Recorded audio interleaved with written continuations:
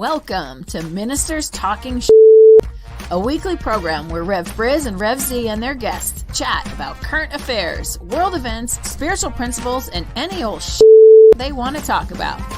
Based on the new thought philosophy and ancient wisdoms, Ministers Talking shares a visionary perspective of the evolving spiral called spiritual living.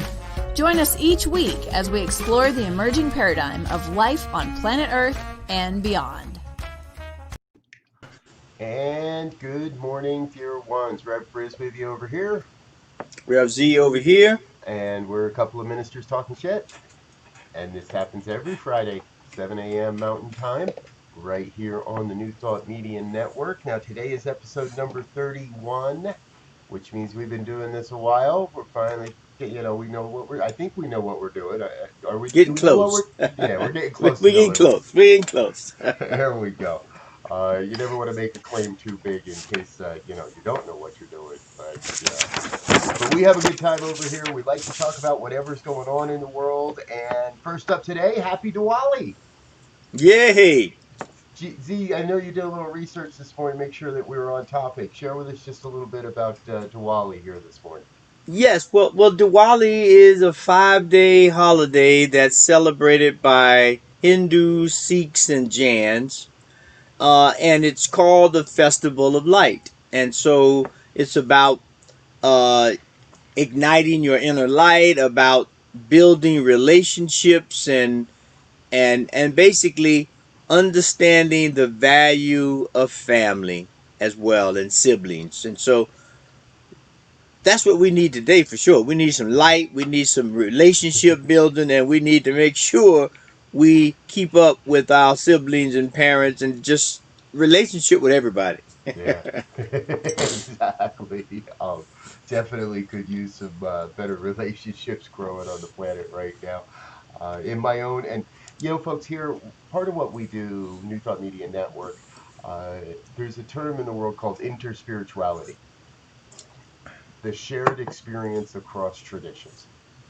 And we strive to join in those experiences, to learn more about the various religions, spiritual philosophies, spiritual programs, all of it, so that we can share in those traditions, share in those experiences, and learn from those. So we want to encourage you today, tomorrow, do a little bit of dig in, do your own education, get in there into the internet. There's all kinds of great information out there. One of the things I saw that I really loved, I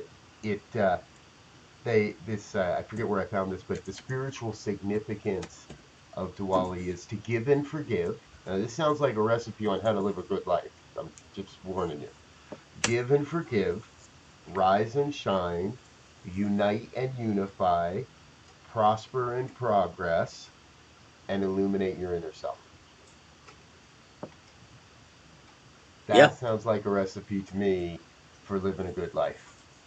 So if you're into celebrating Diwali, happy Diwali.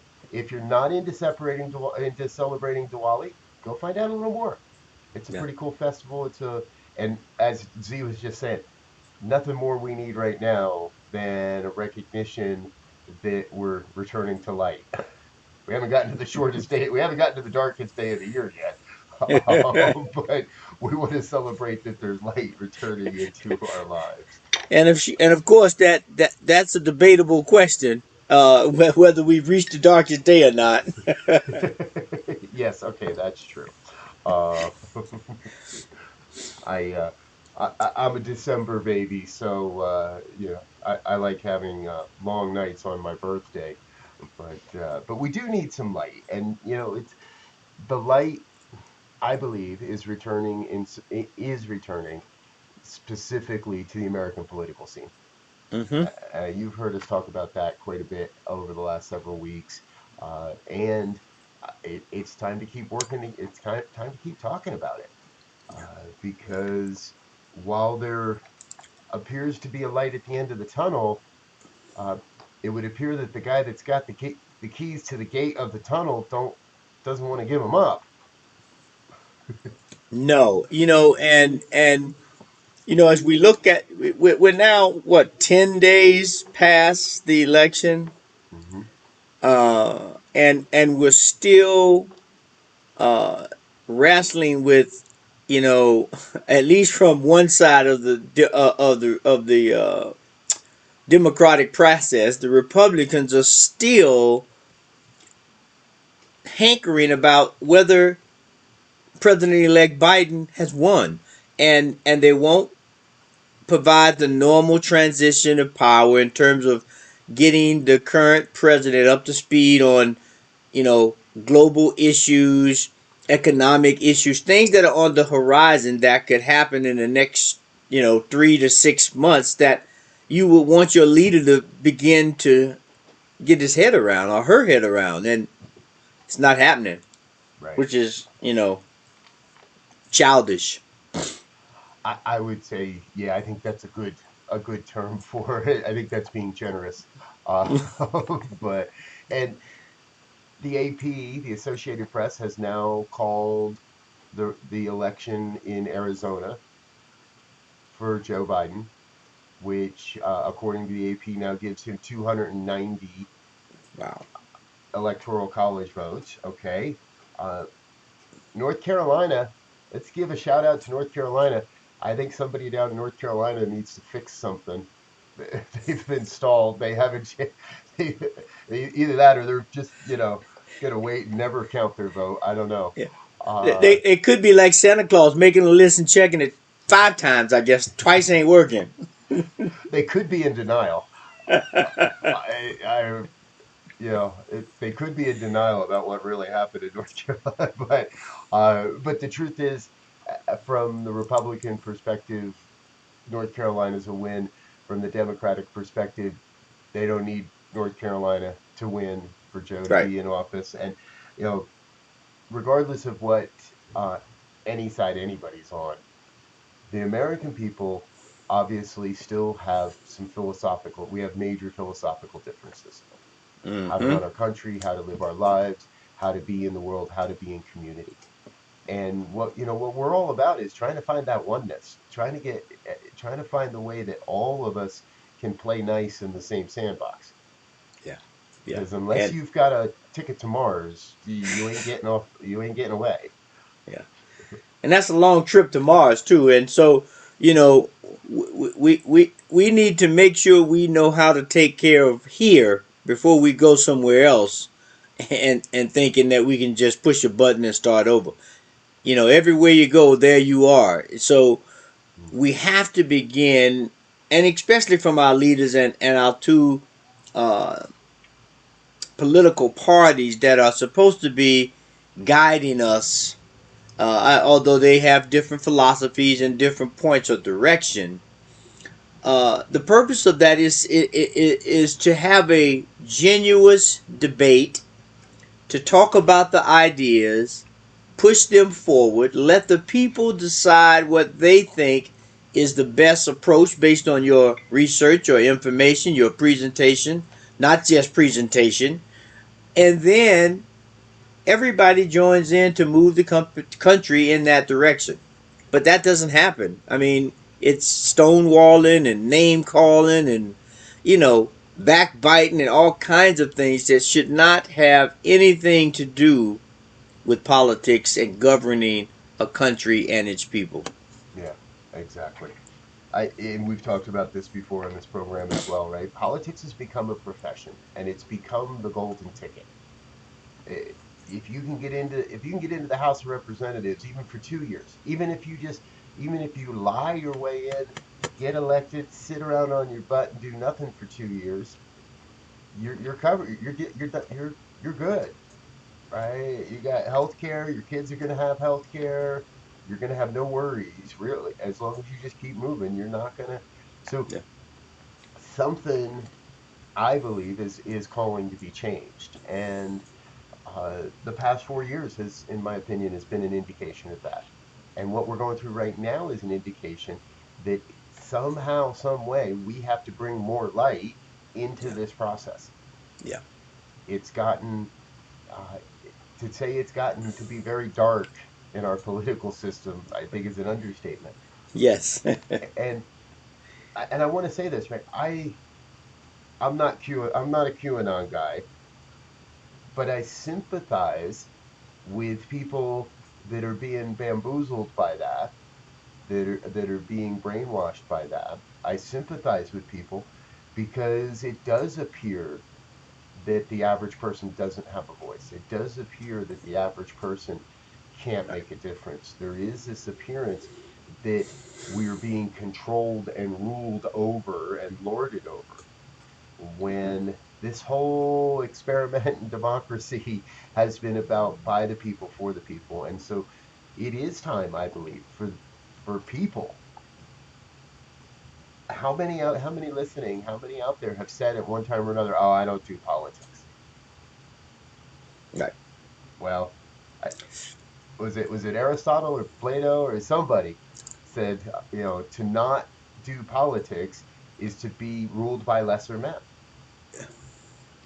Yeah. I And paraphrase and you that. know and as we know, because of the COVID-19, the holidays, and first up to bat is Thanksgiving, is going to be quite different because they're recommending no more than 10 people uh, gather from a close house, and not, that whole approach. But you know, Thanksgiving traditionally was a time to sit at the table and talk politics, right? Yep. Politics and sports was key at the Thanksgiving table. And so it'll be interesting to see, you know, how that works with the COVID going on, and as we know, that's back on the rise. Uh, here in Colorado, in my county, in Jefferson County, and also 4 or 5 other counties, they've just made the statement yesterday, by Monday of, I think it is, all schools in Jefferson County and in the metro area of Denver will be closed. They will be at home. No more hybrid, no more any of that. Yep. Because we haven't taken the time to really respect this virus. Right. We've been following that also. My family. I've got two kids in school, one in middle school, one in high school, and we've been doing remote learning all year long. That is in many ways their choice. Um, Believe me, I would love to have a quiet house to work in every day. And I love my kids, and they made the decision that they didn't want to be in those environments. And now my son's middle school is reporting on average one case a day. Wow. So that doesn't sound so bad until you start adding that up and realize that that's 5 kids a week that are getting sick from this thing. And that's just Mm-hmm. one school in a district that has hundreds of schools. Yeah. So we know we're seeing a second wave here. It that seems pretty obvious, and a lot of it. I saw a statistic yesterday, and now remember, folks, 85% of statistics are made up on the spot simply to try to prove the point of the guy that's speaking, including Mm-hmm. that one that I just made up.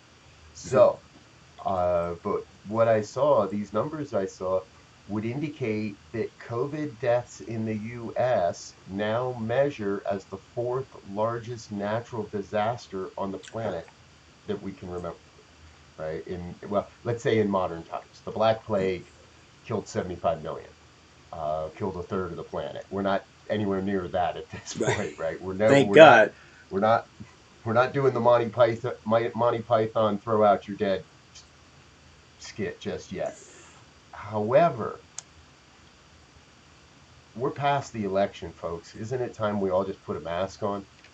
Yeah. We're past making we've got to stop making this thing a political football.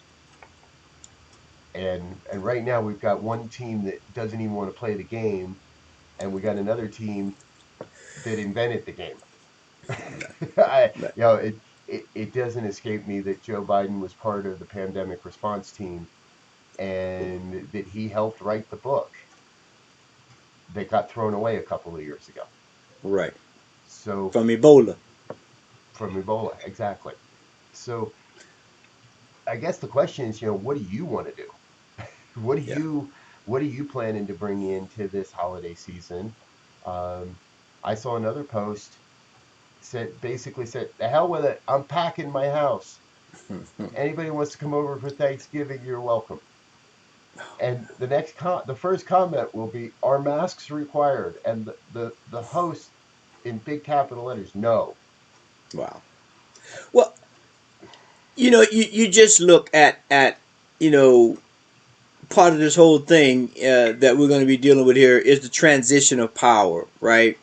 So we're looking at a president who has not paid any attention. The whole administration really that has not paid attention to the virus. So now the latest count, we had 5 of his staff, HUD and Speaker, and that are positive for COVID. They're not sharing information to the incoming administration. Uh, the president in the last 10 days has only been seen once in public except for playing golf a couple of days, uh, once for Veterans Day. And so Right. we have to begin as a country to hold these leaders, I don't care who they are, Democratic, Republican, Independent, me for that matter. We have to begin to hold these leaders accountable. Now, that doesn't mean they're not going to make mistakes, they're not infallible, but we have to hold them to the accountability of what they said they're going to do. And if they don't do it, or if they're getting off course, we have to speak to it. Right now, hardly anyone in the Republican Party is telling President Trump, "You have lost this election. Let's start making a way to get out of here in the next 2 months." Yeah.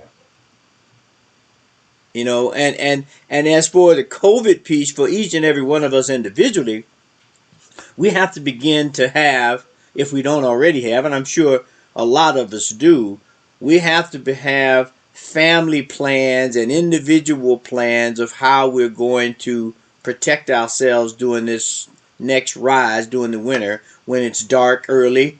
Right now it's getting dark about 4:30 out here in Colorado anyway. So, it's going to be cold. People are going to be inside more. And from just a natural approach, I mean, we need to make sure we are eating right. Yep. We need to make sure we're getting enough liquids. We got to move our body so that we're strong and builds up our immune system. We got to get enough sleep. It'll be dark enough so we shouldn't have a problem with going to sleep unless you're stressed, right? So we got to figure out how to reduce the stress. And then we also have to figure out, we have to get outside and get some real, they say vitamin D helps. Well, we need the real D from the sun. So we need to get outside, get some sun, get some air, in addition to the obvious mask, wash your hands, don't touch your face unnecessarily, all of those things to make us responsible for ourselves, our loved ones, and our neighbors as we get to the other side. Because as you know, we have a couple of vaccines that are on the horizon, and Yep. we got to figure out how to ensure that it's right and distribute it and so forth. But there is light, as you said in the beginning, down that tunnel. We just don't know how long that tunnel is. Right. I think that totals about 67 days and counting, somewhere around there. I lost track of the exact. How many days till January 20th? Exactly. So, and, we talked about this before the show. I, I've seen a lot of crazy shit in my life. I thought I have. I mean, I've lived through some really weird stuff, and while I have never been, quote, a political junkie, I have paid attention. I believe I've listened. I've learned. I've tried to take to dive into other people's perspective and get an idea of what those that don't believe my. I can't I can't think of anything that would be equal to a sitting president refusing to transfer power. And it would, even a casual observer has to see that every day there's more and more evidence that there's no evidence of vote tampering, Right. that just screaming in all capital letters that some company has done something as far as the vote, there's been so even the most, I believe, sooner or later we all have to wake up to the fact that we are going to move who is leading this country. We already have, because more than 50% of the voting population, at least, has thrown their allegiance behind Joe Biden and has said we believe Joe's got a better chance of running this country than Donald Trump does. But I've never seen, what happens. How do you take him out of office if he doesn't want to go? Do we storm the White House? Well, and we see he let go some military appointees recently, and so of course now there's speculation that he's putting his people in place so that if he makes that kind of a move, he has their buy-in because he just put them there. I mean, who in their right leadership mind, if you will, who has about 71 days left in office, start firing people for no good reason other than to cause havoc and craziness? Of course, if President elect Biden wanted to bring them back, he could just bring them right back but just the disruptiveness of it is problematic, and you would think for an individual that's 75 years old, that's independently wealthy, and says he has the country's best interests at heart, would begin to figure out, okay, I lost, I'm a big boy, let's figure out how to make a shake hand event, if you will, in gesture and in transferring this power and political information so that we can continue to protect and grow and recover from this economic, medical mess that we find ourselves in right now, Right. and begin to get back to be a United States. Yeah. Hey, there's one of the unite and unify. That's one of our Diwali principles tonight, today, Yes, right? yes, Unite and unify. Be united. That in this country, we're Americans in this country. We always have been, and we're always going to be. So let's start acting like that. Land of the home, home of the free and land of the brave, and uh, we were always the great melting pot. And uh, I saw a great, uh, well, I don't want to call it great. It was very informative documentary I found it on YouTube. I think is where I found it on YouTube. Um, and what it does is, I don't want to say this is the absolute truth because I definitely found some bias in this thing. Um, but it outlined how the white male patriarch is not ready to give up power. And that is in many, many ways. Now, we there's a crack in the wall though.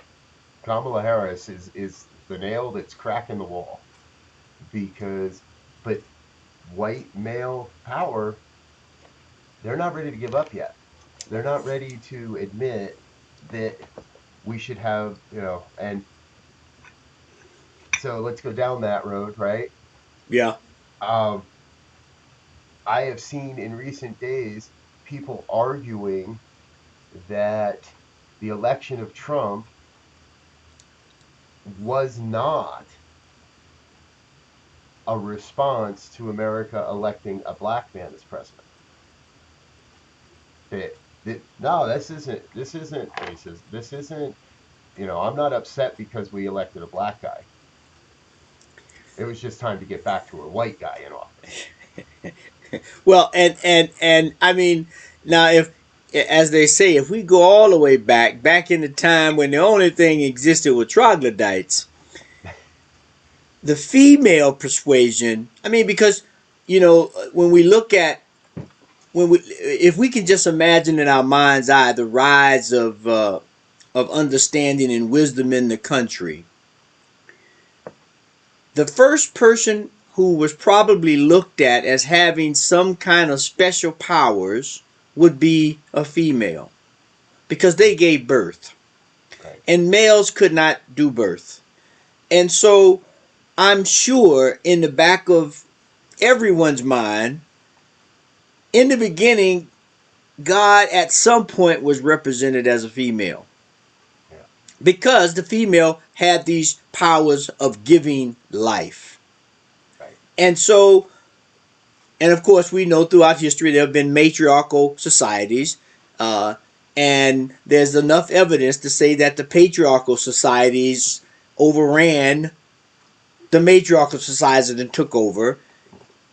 And that's why we look at the history of our systems now, where women had to go and do all this craziness to fight for rights and voting and yada, yada, yada. And so, this whole battle that should be a union of male and female became into another battle, and it's playing itself out in our politics as well. And so, we got to get beyond all of this two-party battle and look at a two-party union Right. to come together to lead and to guide for the best of all mankind, whether it's locally or globally. Because at the end of the day, from the spiritual perspective, we're one family. If I need O positive blood, as long as it's good blood, I don't care who it comes from.